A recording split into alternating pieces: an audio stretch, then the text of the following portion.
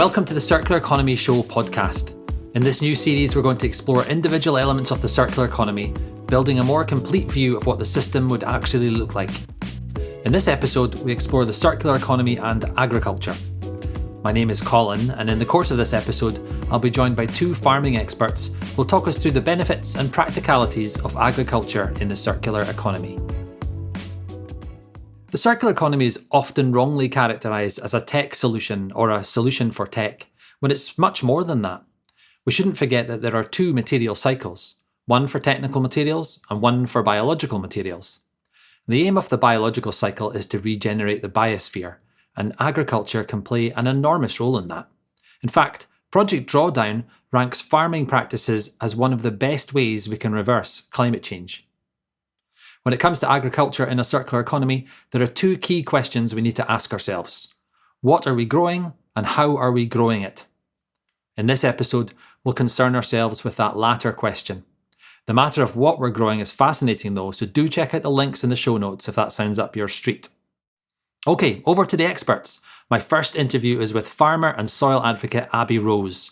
She's a popular podcaster with her show Farmerama on these matters, and she also has her own farm in Chile, which is where she was when I caught up with her.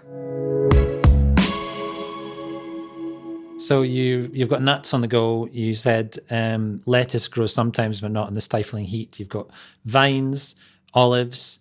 If I was to visit your farm, it sounds, I suppose, somewhat typical, but there's something atypical about your farm, I suspect. What's different about how your farm works? Well, that's a great question. I'd say what's relatively atypical, certainly for where we are in Chile, is that we mob graze sheep between all of our trees. So all the trees are planted in rows, and then we have about 12 sheep.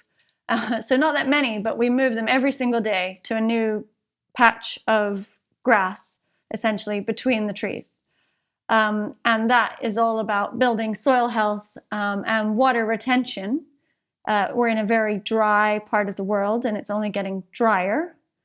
And so by having the sheep grazing the grass and moving regularly and then leaving that grass to rest for a long period of time, you actually build up the amount of carbon, essentially, that's being drawn into the earth, and therefore building soil health.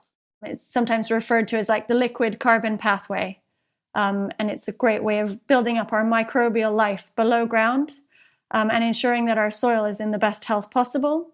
And healthy soils are the most amazing sponge for water. They hold water like nothing else.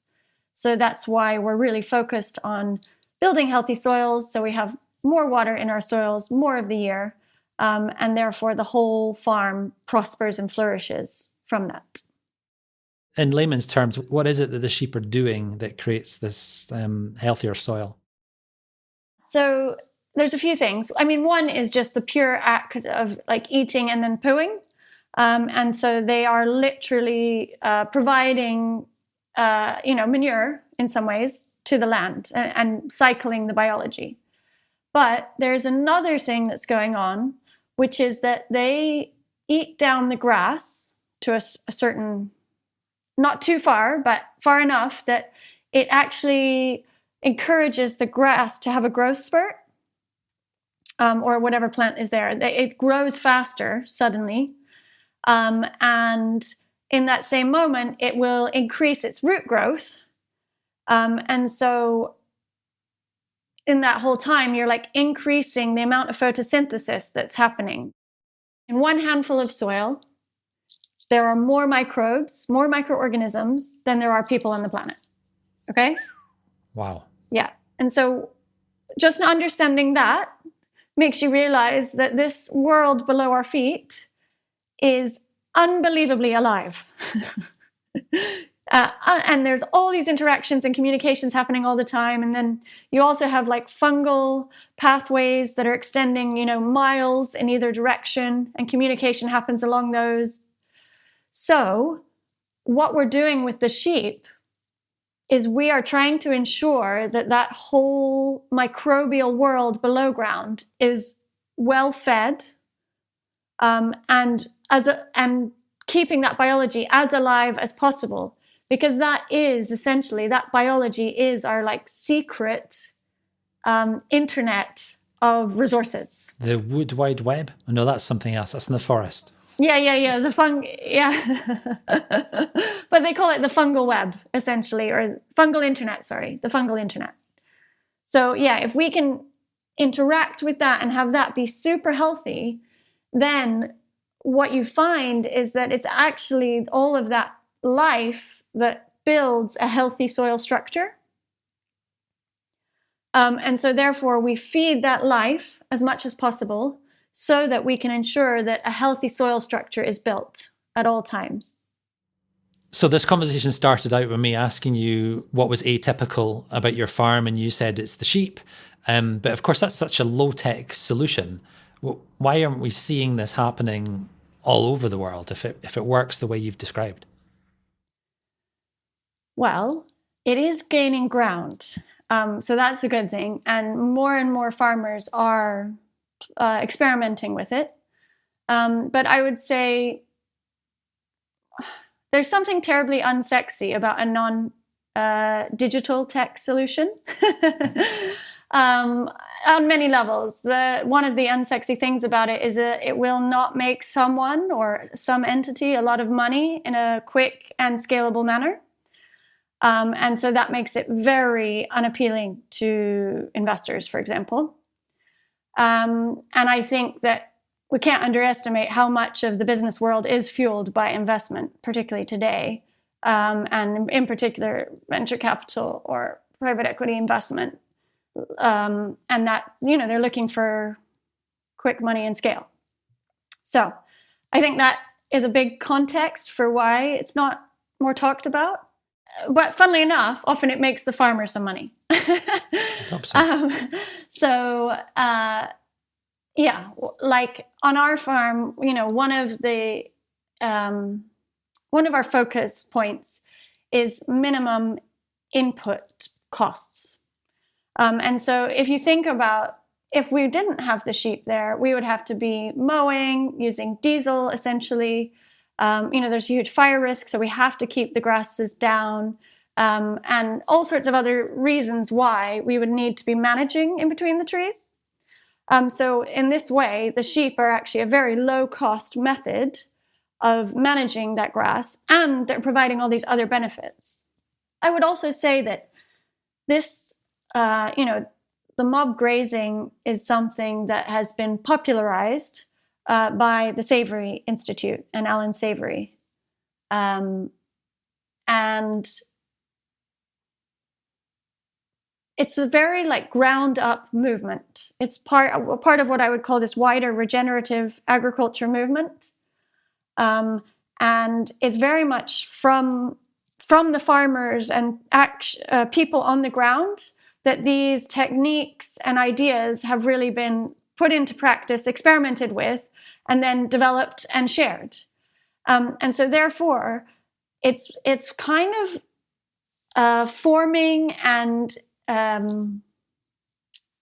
growing in an organic way, right? It's growing through word of mouth. It's not growing through large-scale government interventions, for example, or it hasn't been to date. So yeah, it's mainly, when you look into regenerative agriculture, it is mainly farmers who are pushing it. So that's how you do things. But to what extent would you say we've been getting farming wrong up to this point? Certainly in the last, let's say, 100 years, the direction that farming has gone in has been all about monoculture, essentially. And so how can we optimize, specialize, so that we're only producing one thing on each farm, for example? And that has been one of the most detrimental kind of directions to go in that you could possibly imagine, I would say. And I hadn't realized just how detrimental it was until I interacted with people like the late Professor Martin Wolf. He was a trained plant scientist, worked at Cambridge University for many years, and then he had a realization. He was producing fungicides for, I can't remember exactly in what context, but yeah, for each year they were producing new fungicides for a wheat crop, essentially.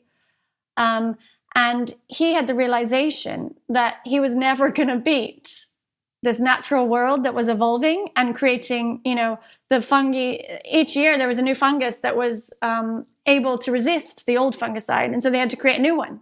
And he realized that they were never going to work faster than the natural world around.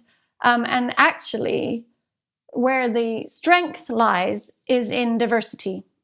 So if you have one field, all of one particular genetic makeup of wheat, it's a very vulnerable situation to be in.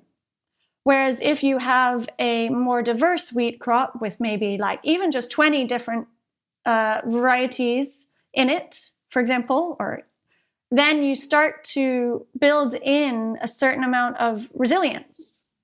Because, okay, it may be vulnerable to this fungal infection, but it's not vulnerable to that. Or, some of it's vulnerable to the fungal infection and some of it's not. And so what he realized is that every year, although you may get a smaller crop, you get a much more consistent crop. And I think that is an amazing insight, because we've been optimizing for more and more yield, right? So we say like, oh, well, let's use this wheat variety because it yields 11 tons per hectare. The last one only yielded 10, for example.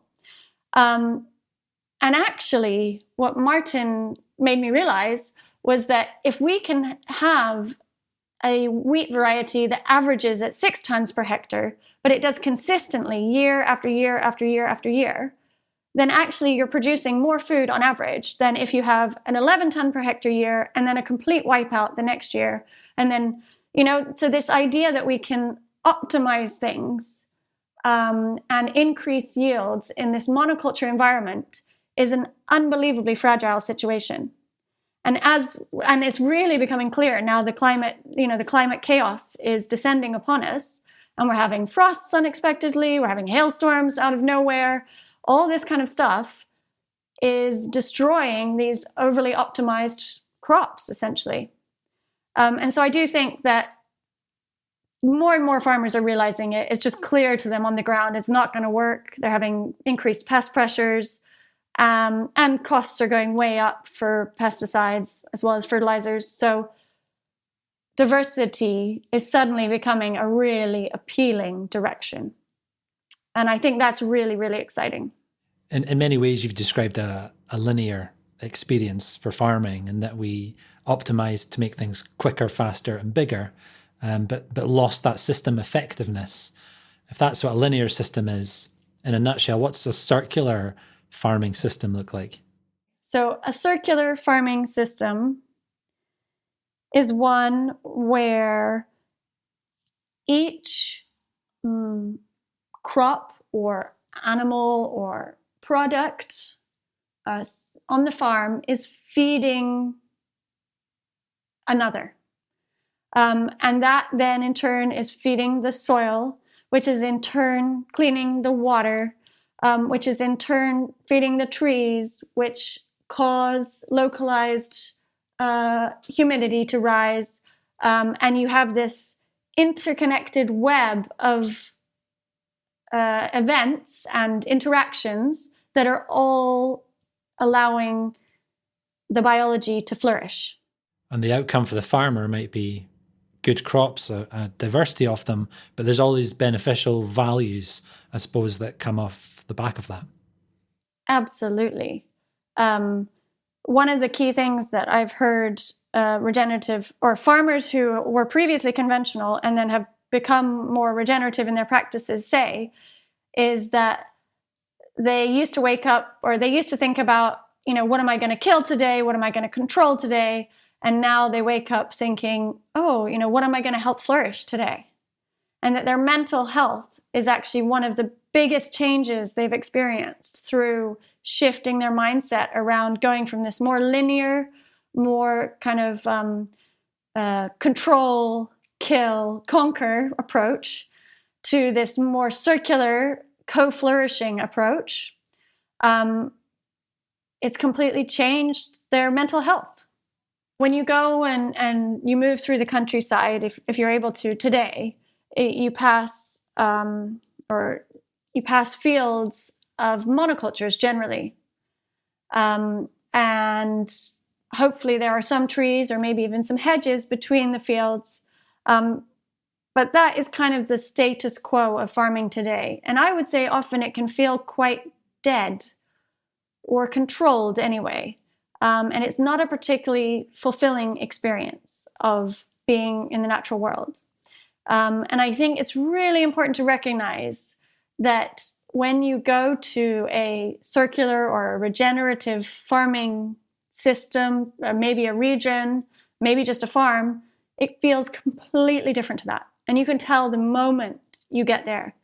It's this like richness, and the water flows clear, and the air is fresh, and you have loads of insects buzzing around and birds everywhere, and the plants are all different colors, different tinges of greens everywhere, and different layers, and different heights of plants. And I think that's what, when I'm really thinking about what we're aiming for in this regenerative future, it's that essence, that kind of feeling that we're looking for in all of the farming environment. And so I just think, for people who feel disconnected from farming, or that actually agriculture is such a kind of ugly thing, which it can be, I just really invite you to imagine or know that another way is possible, and that you can connect in with that, and that is part of what farming is. And there are many farmers out there who that's what they're aspiring to do, or they're already doing. There you have it. Regenerative agriculture can be a low-tech, high-performing solution that not only generates additional profits for farmers, but it also helps the soil recuperate and helps mitigate against climate change. Furthermore, it's an idea that works with smallholder farmers as much as it does with the giants. And it's to those smallholder farmers that we now turn. I think it's time we heard from a soap company.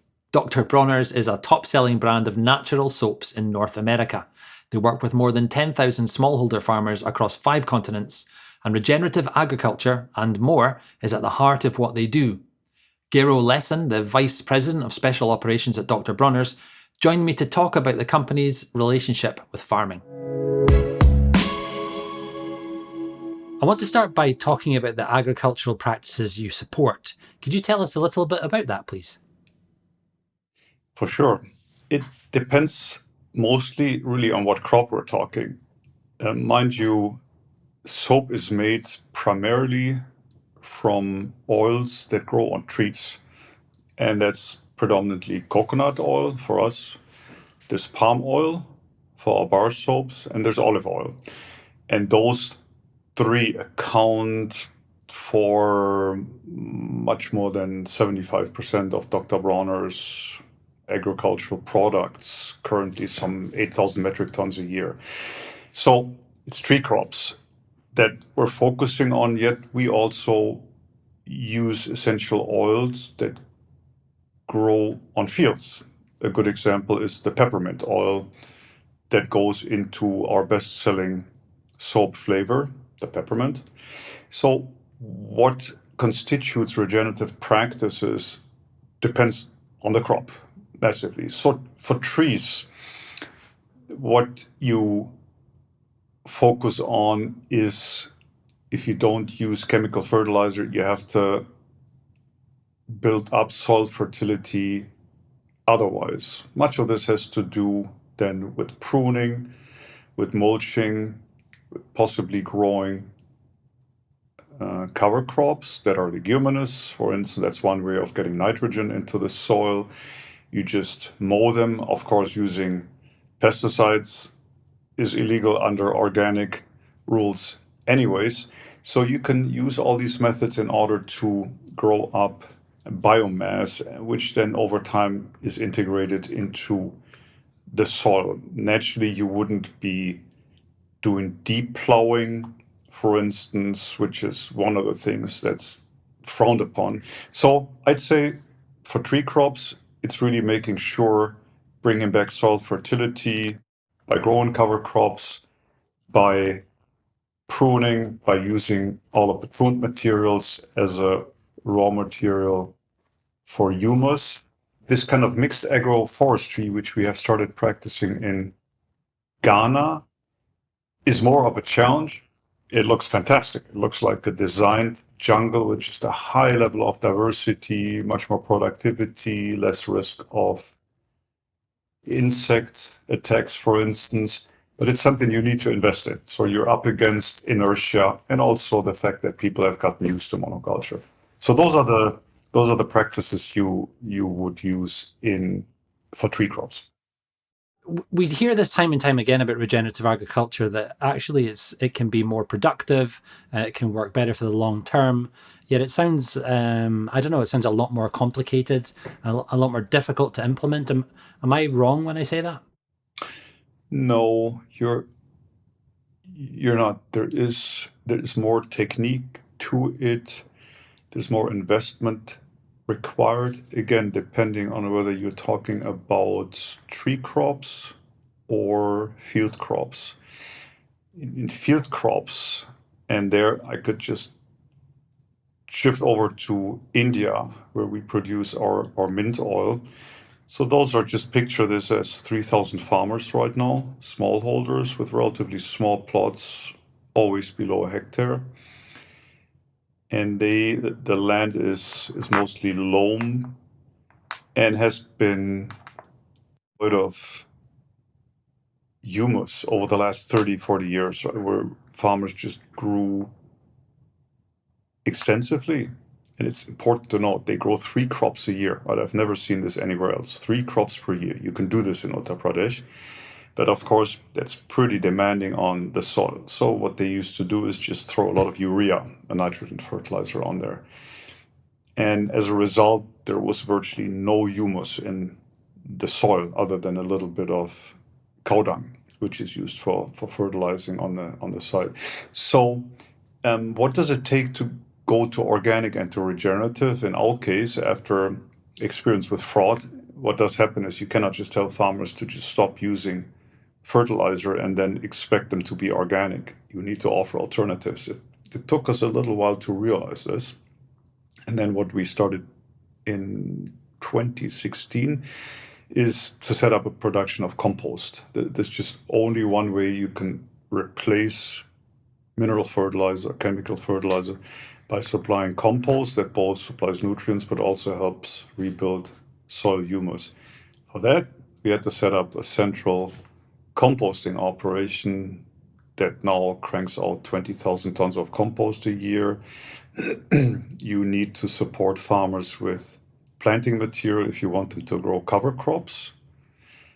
And then we had to purchase tillage equipment, cultivation equipment that provides conservation tillage to those fields and is suited for the situation. Oftentimes, as I mentioned, tilling is done also for weed control. And if you don't offer farmers alternatives there, they will just go back to using herbicides. So you do need to invest. It's more work for farmers. The question of the yield, I would say, is that it's the absolute numbers and it's also the stability of yields.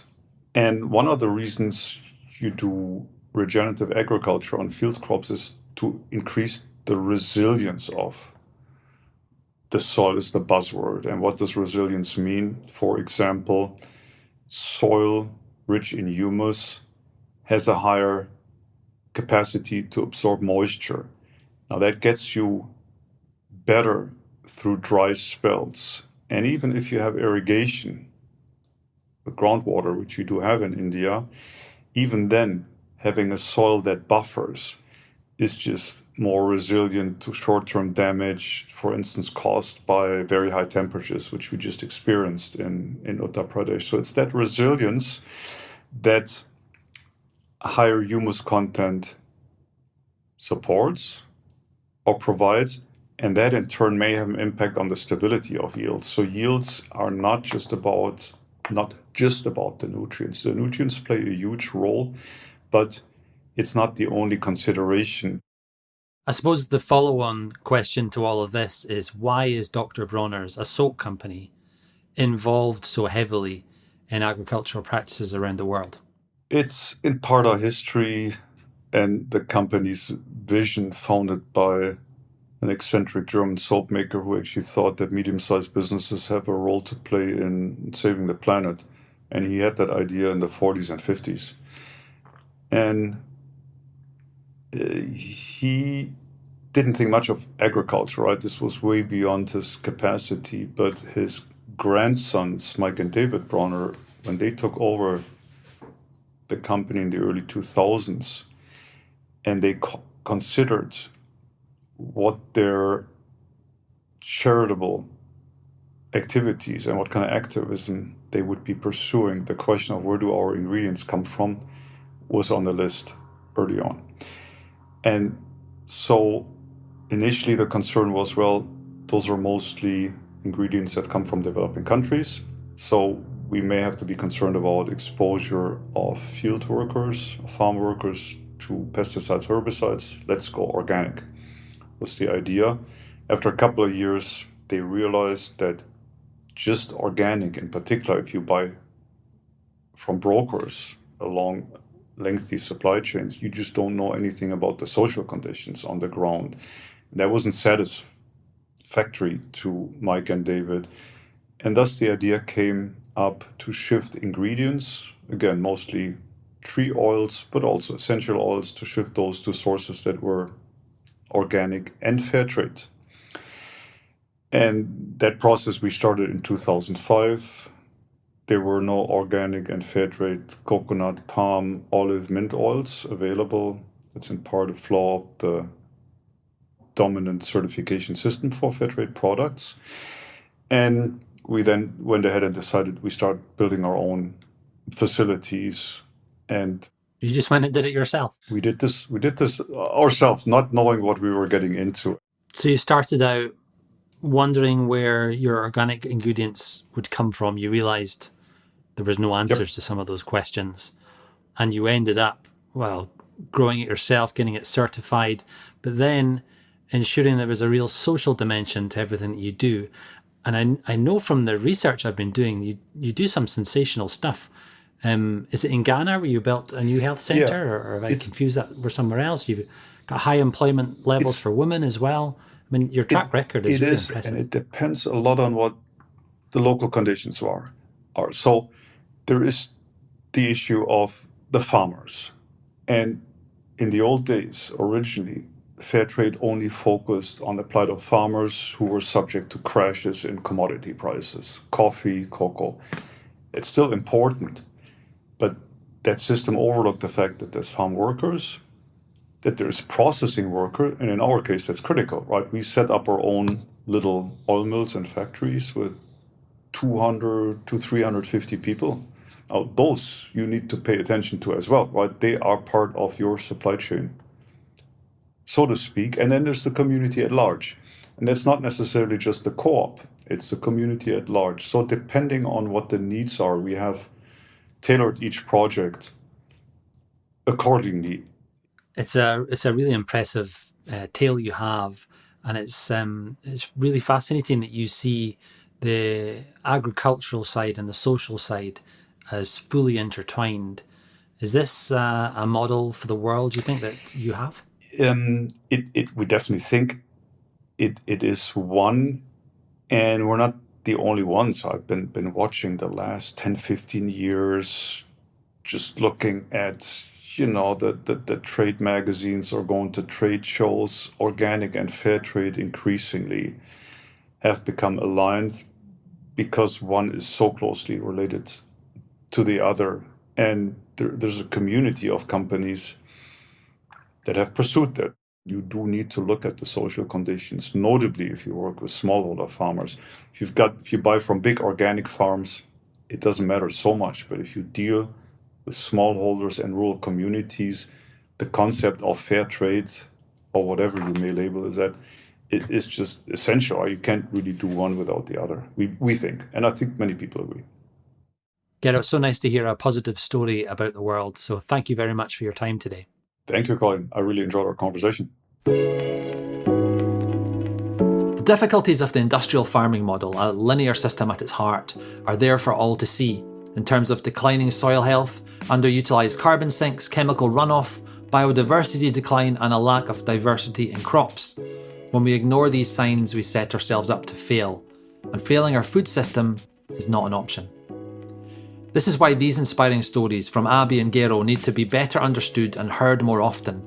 It's rare that a solution to such a huge problem is low tech, is right in front of our faces, and let's face it, more delicious than the status quo. It really does feel within our grasp to make all of this possible. If this has piqued your interest, then do check out Farmerama, the podcast by Abby Rose, as well as the Ellen MacArthur Foundation's work on regenerative agriculture. We've produced a series of reports, articles, videos, and learning opportunities on this matter. Thank you for listening to the Circular Economy podcast. Please remember to subscribe so you don't miss the next episode.